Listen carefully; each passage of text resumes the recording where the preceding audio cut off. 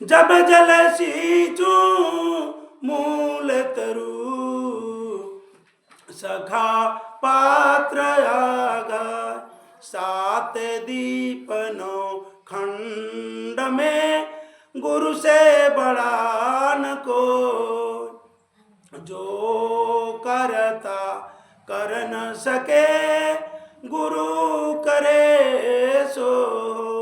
राम कृष्ण ले केहू न बड़ा, तीनहु तो गुरु की। तीन लोक के धनी, गुरु आगे अधीन। गुरु मूरति गति चंद्रमा, सेवक नयन चकोर।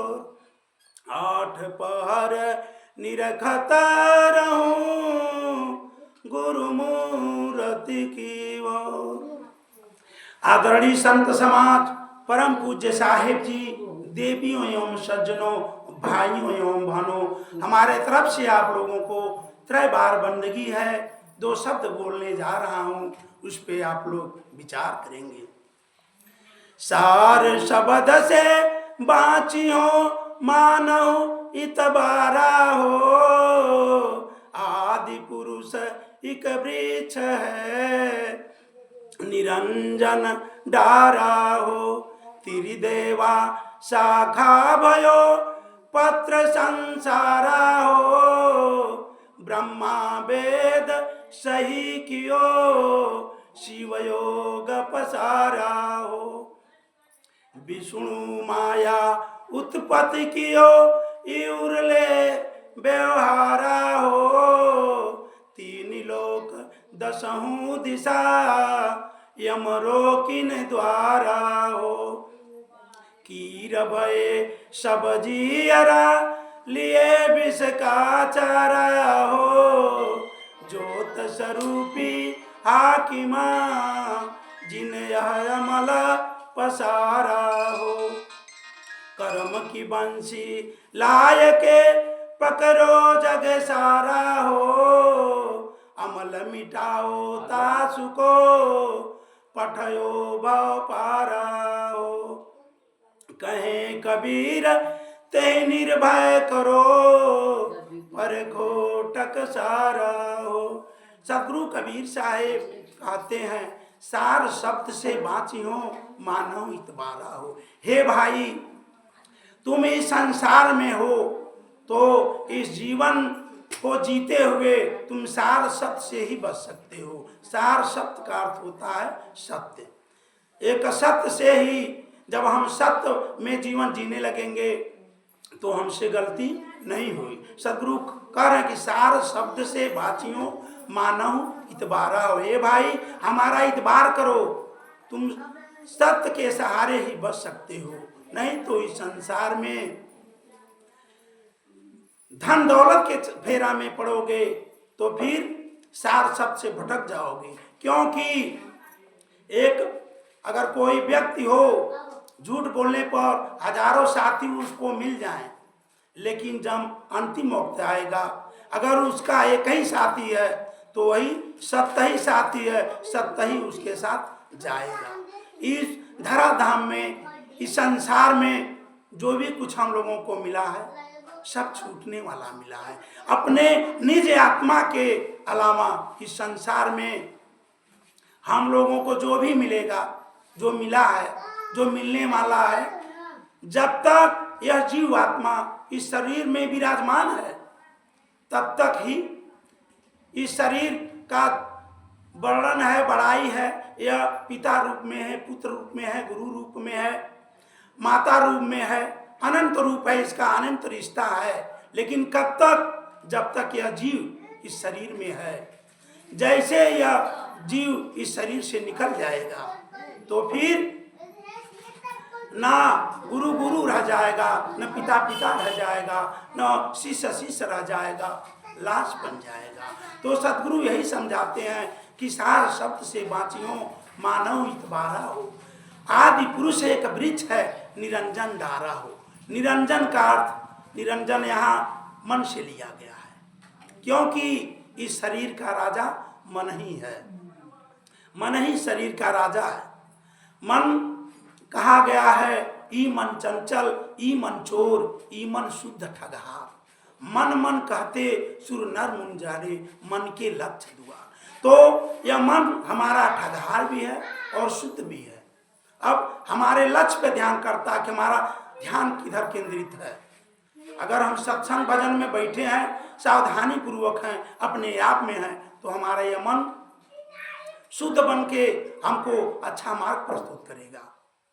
और नहीं, थोड़ा सा भी हम भटक गए, जब हम लोग ध्यान भजन में बैठते हैं, जब नया नया बैठते हैं, तो थोड़ा सा तो मन में आता है, उसके बाद मन की कल्पना में ही हम खो जाते हैं। जो साधना है वह छूट जाती है, मन के कल्पना में ही बहे चले जाते हैं। तो यही सदगुरु कहते हैं, ई मन चंचल, ई मन चोर, ई मन शुद्ध ठगहार।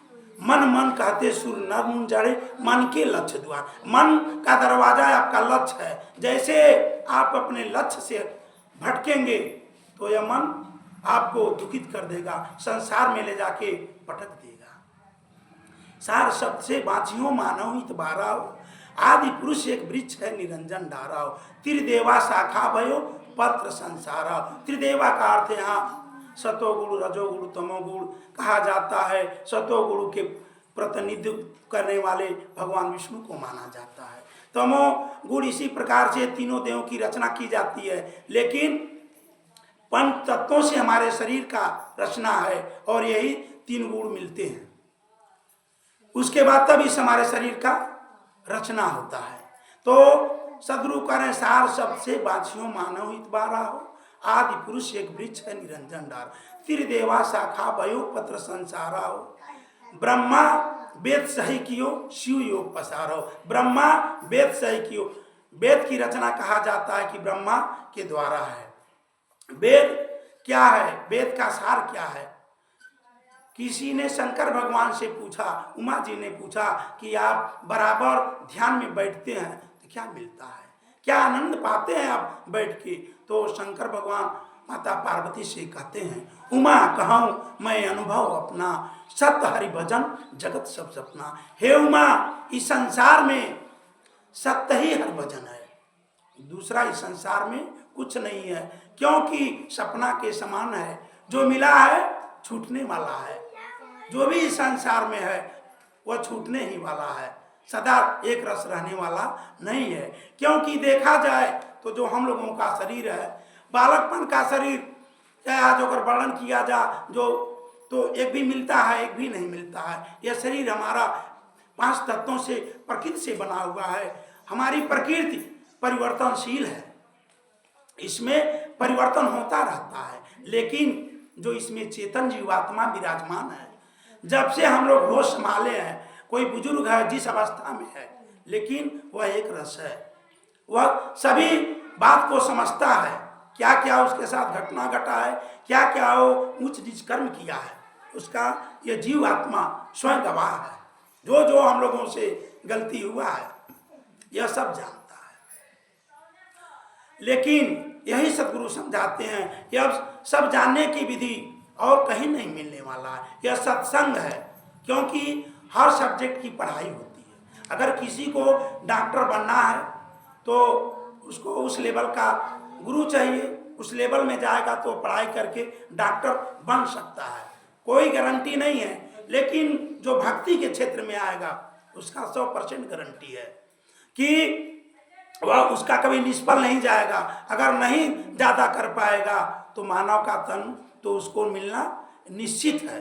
अगर वह सत्संग भजन करेगा, क्योंकि पूर्व का जैसा उसका कर्म है वह उतना ही का तो भोगिएगा।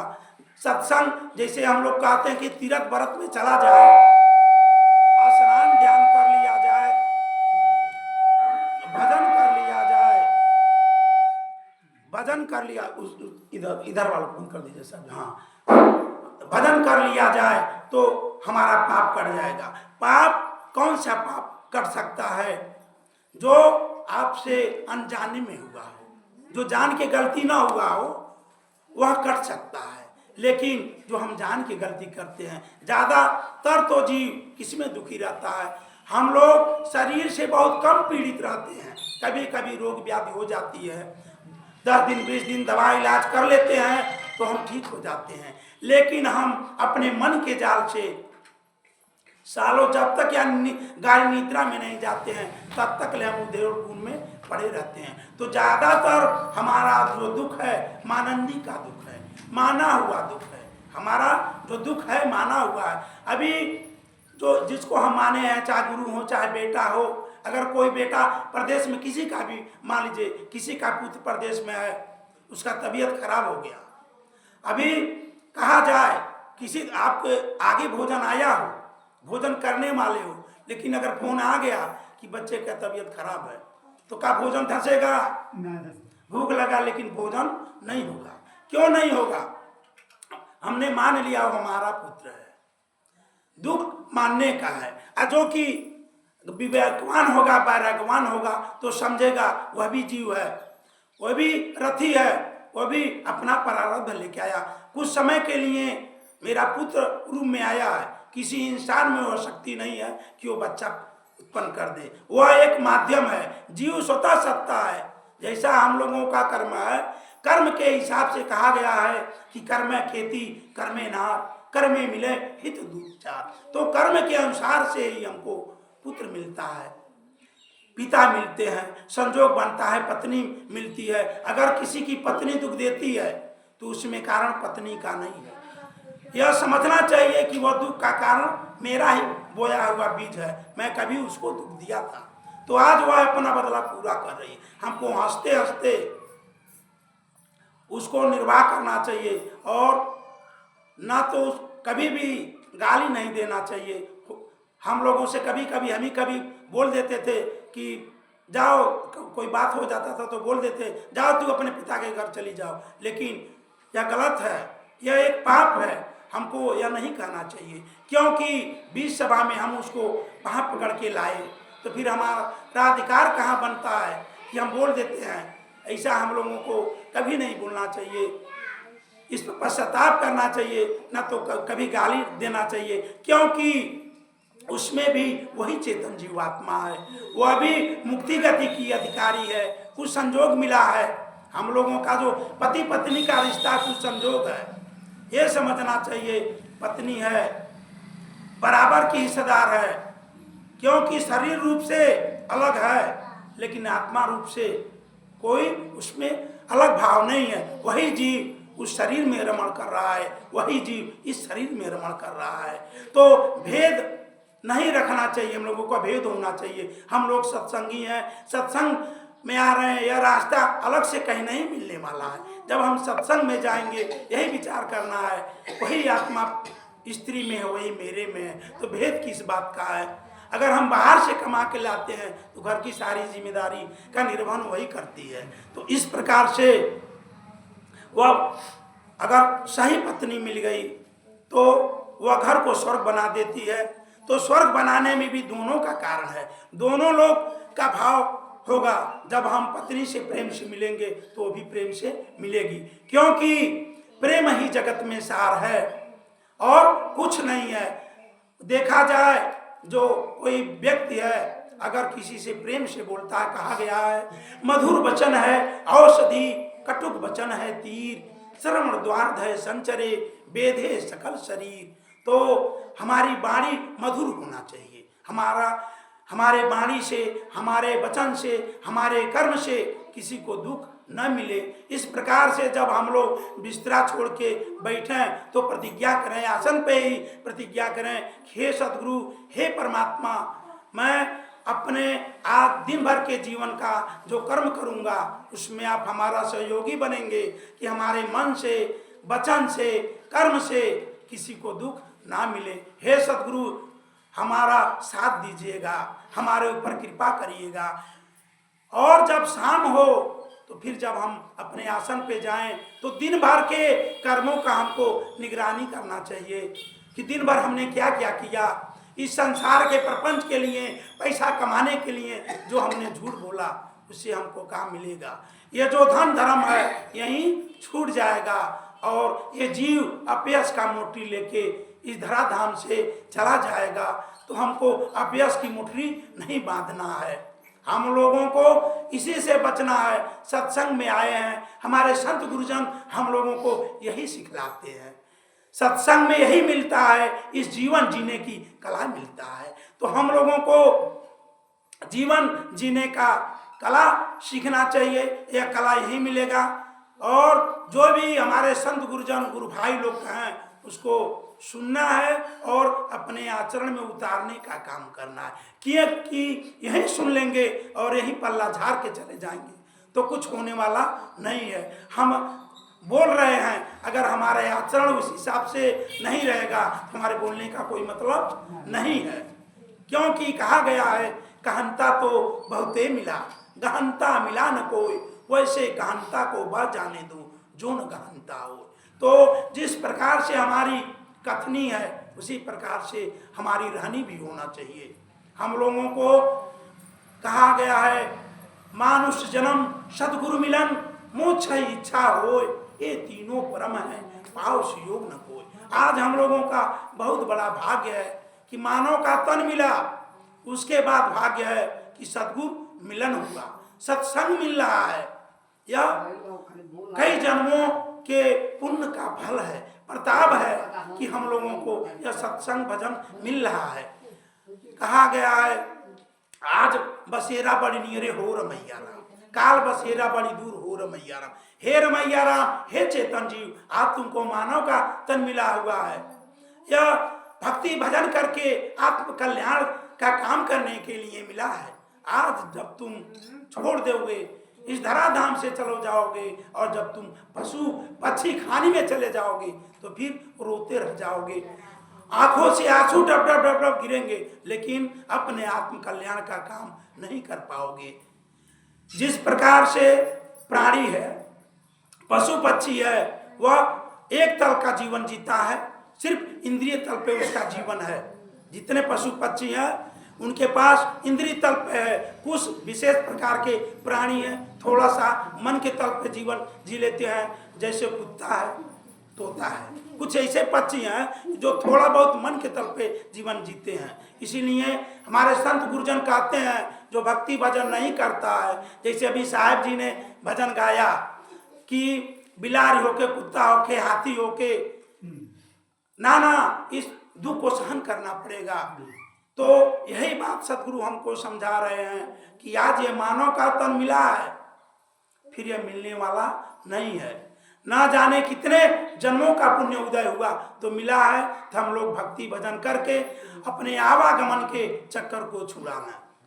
तो जब हम सदगुरु संतों के सानिध्य में जाएंगे तब हम मन के तल पे जीवन जिएंगे। दूसरा तल मन का तल है। और जब हमको सच्चे सदगुरु मिल जाएंगे और उस रानी में जब हम चलने लगेंगे तब हम आत्मा के तल पे जीवन जिएंगे।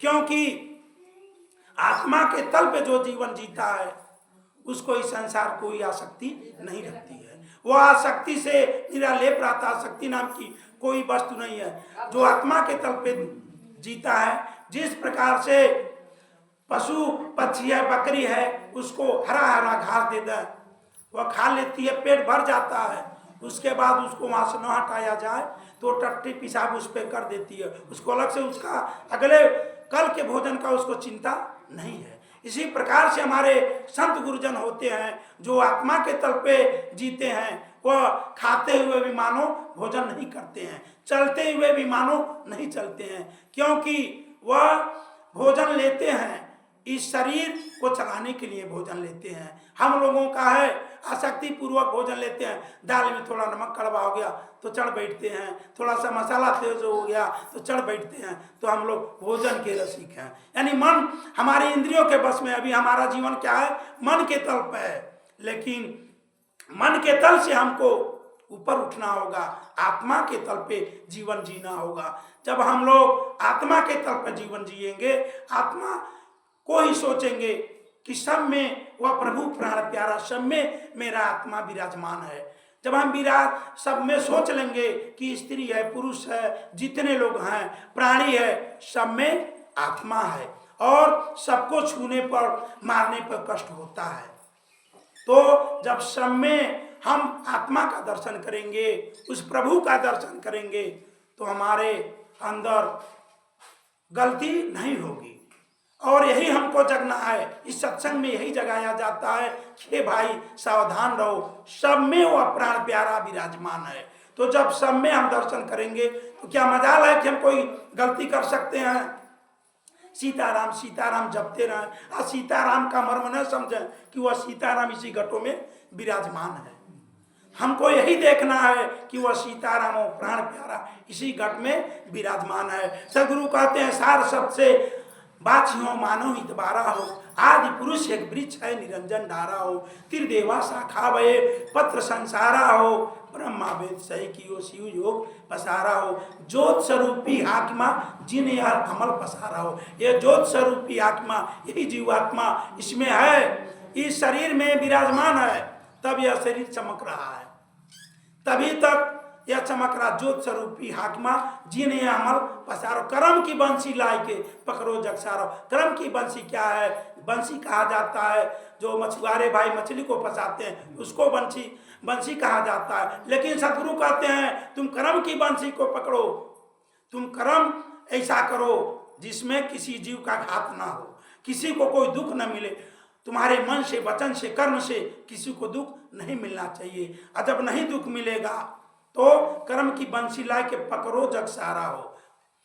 तो इस संसार को पकड़ो, पकड़ना क्या है कि सबको समझो कि मेरे ही शरीर का सभी लोग हैं, सब में वही प्रभु विराजमान है। तो जब इस प्रकार से सोचोगे तो गलती नहीं करोगे। और जब गलती नहीं करेंगे तो जीवन जिस प्रकार से हम लोगों का श्वास चल रहा है तो एकदम अनवरत यह चलता रहता है। कोई कहता है कि हमको सांस लेना है और काम करने के लिए हम लोग कहते हैं, तो जब हमारा मन निर्मल हो जाएगा, हमारा आचरण पवित्र हो जाएगा, तो हमारा 24 घंटा भजन होता रहेगा। भजन यही है, सत्य ही भजन है। तो सदगुरु हमको समझाते हैं परखो टकसारा हो। टकसाल कहा जाता है सिक्का जहाँ बनाया जाता है, सार परखो टकसारा भाव मिटाओ। वो कहते हैं कि जिस प्रकार से टकसाल में सार शब्द है वहाँ कोई खोटा वस्तु नहीं रहता है, इसी प्रकार से तुम्हारे अंदर कोई खोट नहीं होना चाहिए। तुम इस संसार में एकदम बेदाग बन के जियो, बेलाग बन के जियो, किसी से कोई लाग लपेट न रखो। हम जो भी हम लोग गलती करते हैं तो कहाँ से करते हैं? लालच बस करते हैं। हमारे अंदर लालच नहीं होना चाहिए। लालच नहीं होगा तो हमारा कर्म खराब नहीं होगा। जब भी कोई चूक होता है तो लालच के बस होता है, मोह के बस होता है, मोह के बस होता है, लालच बस होता है। इसी से बचना है, क्योंकि लालच सभी पापों का बाप है। जो हम कर्म नहीं करना चाहते हैं, अगर हमारे अंदर लालच आ गया तो भी कर्म हमसे हो सकता है। इसीलिए सदगुरु कहते हैं कि हाँ सब हिन में हाँ ना हाँ मोहे बोलिए बिलग बिलगाई हो, ओढ़न मेरा एक पिछौड़ा लोग बोले एक ताई हो, एक निरंतर अंतर नाही जो ससिखट जल छाई हो, एक समान कोई समझत नाही जासे जना जरा मरण भ्रम जाई हो, रैन दिवस से तहवा नाही नारी पुरुष समताई हो, हाँ बालक में बूढ़ो नाही ना मोरे चिलकाई हो, त्रिविधि रहो सबहिन में बरतों नाम मोर रमुराई हो, पठवे न जाऊं आने नहीं आऊं समल रहो दुनियाई हो, जो लहातान बान नहीं जाने फाट बिने दष्टाई हो, गुरु प्रताप जिन्हें जस भाष्यो जन बिरले सो पाई हो, अनंत कोटि मन हीरा बेदो फिटकी मोल न पाई हो। तो सदगुरु कबीर साहब कहते हैं कि फिटकी के मोल भी यह जीव जिस प्रकार से हीरा को बेध दिया जाए, तोड़ दिया जाए, तो फिटकरी के मोल में भी बिकने वाला नहीं है। इसी प्रकार से यह जीव रूपी हीरा जो इसमें विराजमान है, आज हम लोग देवी देवता के चक्कर में, भूत भवानी के चक्कर में पड़ के, अभी थोड़ा सा मैं बता रहा हूँ कि हम ही लोगों के सामने 5-6 साल के पहले यहाँ डी बाबा का स्थान बनाया गया था। मूर्ति हम ही लोगों ने लाया, इसी में से मानव समाज ने लाया और पूरा गांव का परिक्रमा किया और साथ हमने देखा है, वही अनुभव करके बता रहा हूँ। और ब्राह्मण को बुला के हमने प्राण प्रतिष्ठा कराया। ब्राह्मण के घर जिसको बुला के कराए, कभी उनके घर का कोई बच्चा मर गया हो तो उनको कह दिया जा कि इसमें प्राण डाल दीजिए, डाल सकते हैं? लेकिन हम ही लोगों ने बनाया, और हम लोगों की कैसी बुद्धि है कि हम ही जाके गोड़ पे गिर के हम ही बनाया, हम ही तैयार किया, और कहते हैं हे डी बाबा हमको यह दे दीजिए, हमारे मनोकामना पूर्ण कर दीजिए। डी बाबा हम ही ने बनाया। इसी यही साहब जी का हाँ सब बहन में हो ना हो वही बिलक बिलक बिलगाई हो। ओढ़ मेरा एक पिछौड़ा, लोग बोले एक ओढ़ाना का है अविद्या। अविद्या के बस हम ऐसा कर्म करते हैं। रैन दिवस तहवाना है। रैन आत्मा के देश में रात दिन नहीं होता है, ना स्त्री पुरुष का भेद होता है। रैन दिवस ये तहवाना है, नारी पुरुष समतायु। स्त्री और पुरुष में आत्मा की जिस प्रकार से अभी कोई व्यक्ति हो उसका शरीर छूट जाए तो क्या कोई बता सकता है कि स्त्री का आत्मा जा रहा है कि पुरुष का आत्मा जा रहा है? तो स्त्री का और पुरुष का भेद यही है, यही स्त्री पुरुष का भेद है। अगर सार से समझेंगे तो स्त्री पुरुष का भेद नहीं, एक लिंग भेद है। हमारे अंदर भी वही पांचों तत्वों से निर्मित हाड़ मांस चमड़ा कफ पित्त मलमूत्र का भंडार है, और वही उसके पास भी है, अलग से कुछ नहीं। यही तो विवेक करना है, इसी विवेक से हम आगे बढ़ सकते हैं। गुरु प्रताप जी ने जस भाष्यो, सदगुरु का कबीर कहते हैं ये मन रूपी जोलाहा अनेक ताना बुना। जिस प्रकार से कोई जोलाहा नया जोलाहा हो, कपड़ा 10 जगह से फाड़ के बुनाई कर दे, वो कपड़ा पहनने लायक नहीं रहता है। इसी प्रकार से जब जो व्यक्ति अपने मन के गुमान में इधर उधर घूमता है, संत सद्गुरुजनों के सानिध्य में नहीं रहता है, उसका मन 10 जगह भटकता है, तो वह गलत गलत कर्म करते हुए जाता है। जिस प्रकार से हम लोग कहते हैं कोई व्यक्ति शराब पीने गया है तो शराब पी के बेहोश हुआ है, यह गलत कहते हैं। पहले आदमी बेहोश होता है, उसके बाद तब वह मदिरालय में जाता है।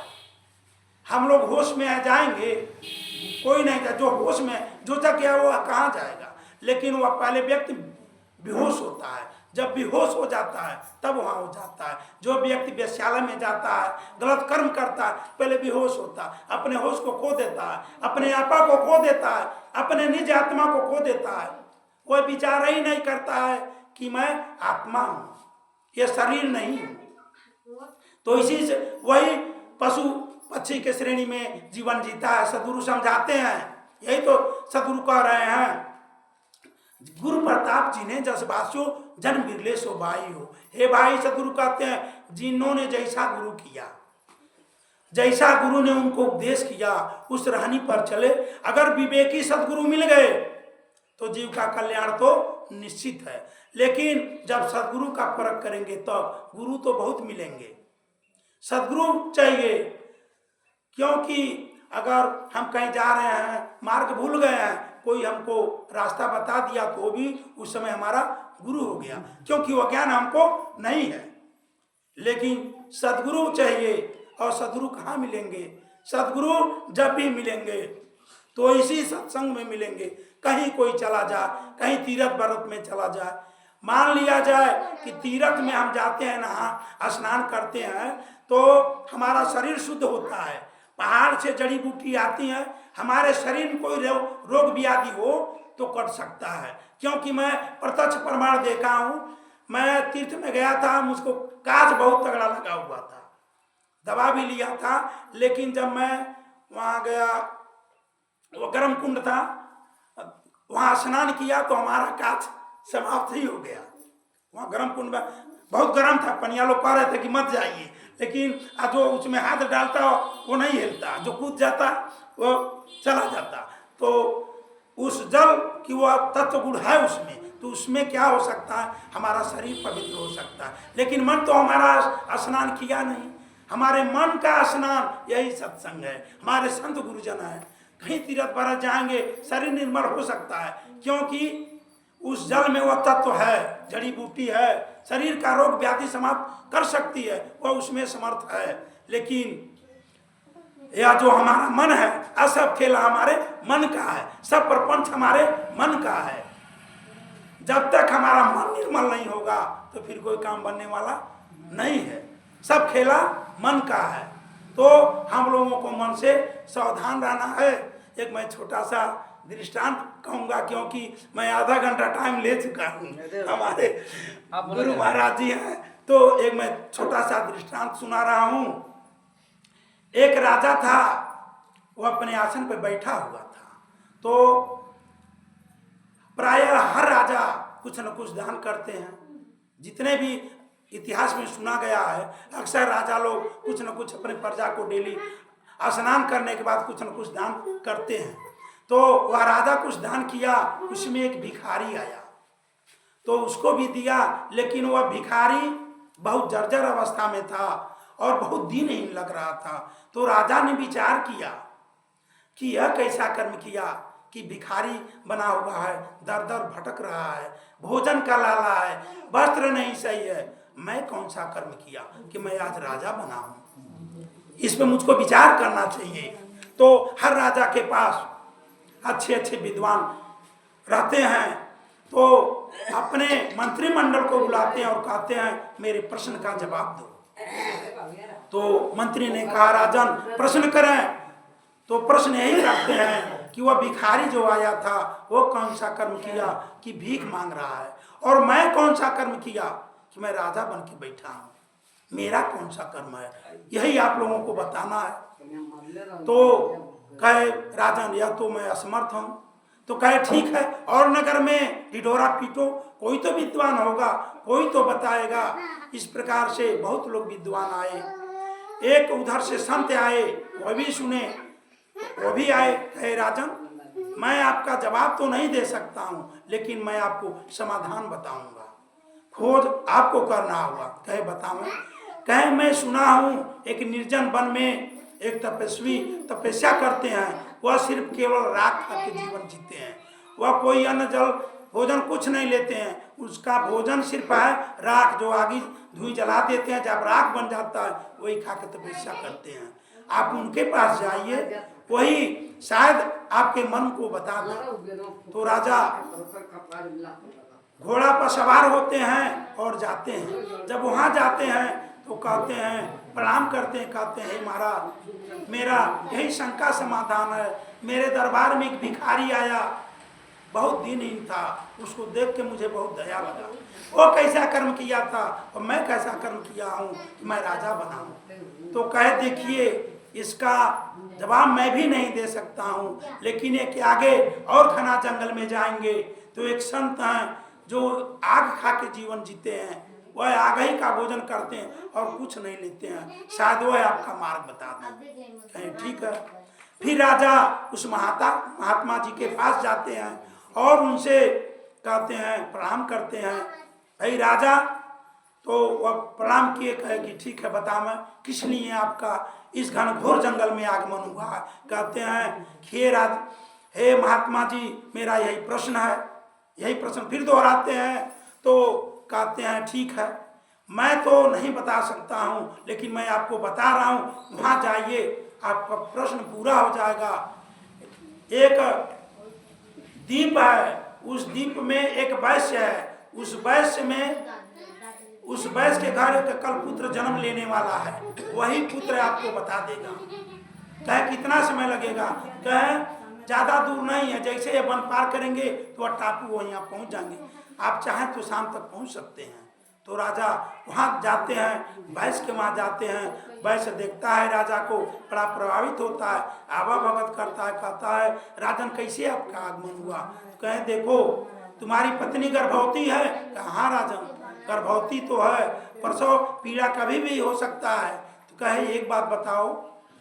वह वैश्य कहा राजन आपको कैसे पता है, आप तो बहुत दूर से आए हैं। कहे नहीं एक संत है बताए हैं।